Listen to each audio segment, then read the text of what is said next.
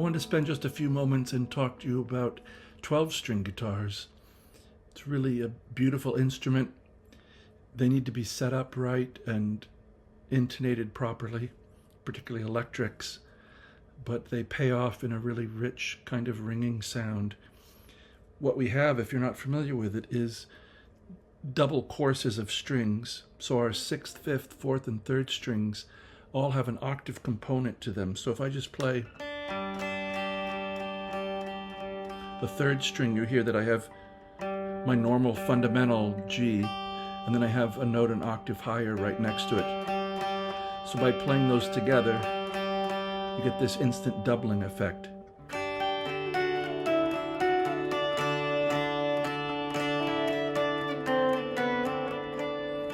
Lends itself to themes on the 3rd string. So we can think of the 3rd string now as a melodic string rather than, say, our first two. This note here, if I play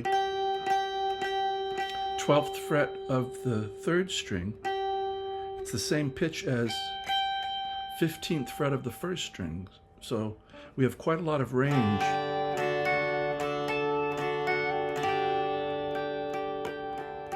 So our voicings as a consequence can be smaller, maybe picking keys that feature open strings. Here's a little B chord with a open E as well. 9, 8, open, open.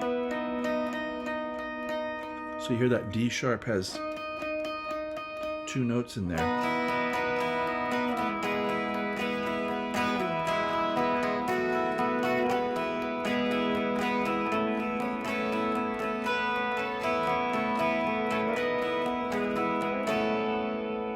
I do a lot of back picking with a 12 string where you're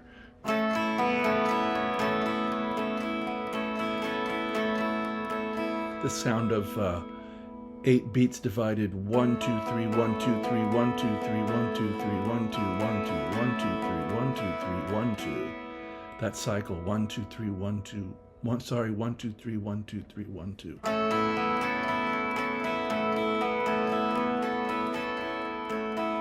A lot of back picking.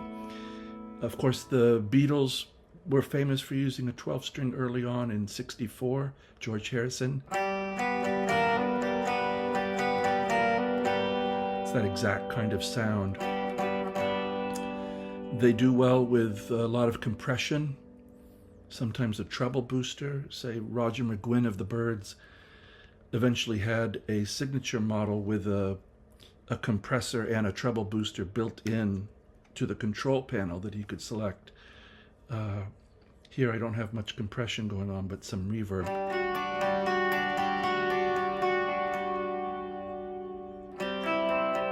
If you like these sounds too, there's of course Nashville tuning, which you take a normal 6-string guitar and just do the octave pairs, or just the octave string on E, A, D, and G. So you'd have octave E, A, D, and G with a normal B and an E. So you just get the ringing sound.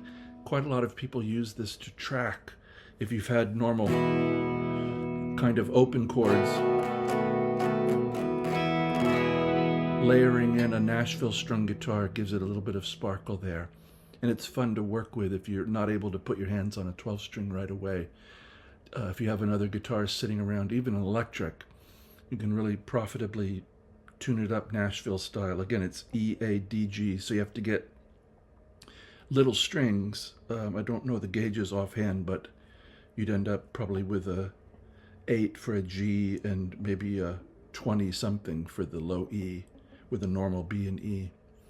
So I hope you get to check out 12-string guitars sometimes. Maybe you have a friend that has one that you could try, or go to a music store and give it a try. It's a pleasure if they're set up right. You want to make sure that the strings aren't too taut.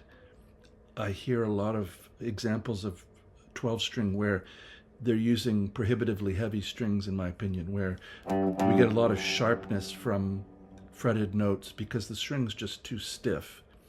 There's a thing called inharmonicity, where the overtone series can be stretched sharp by having a string that's too taut. These are flat wound Tomastic infield strings, 10 to 44, I believe. But I might end up changing them out for something lighter as well. The Ernie Ball 12-string slinky set's quite nice. That's what I've had on my other electric 12.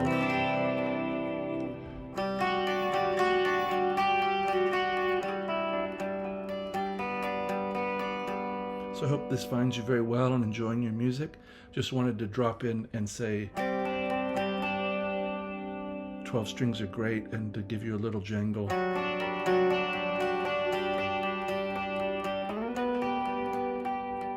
And I wish you, as always, a very good day.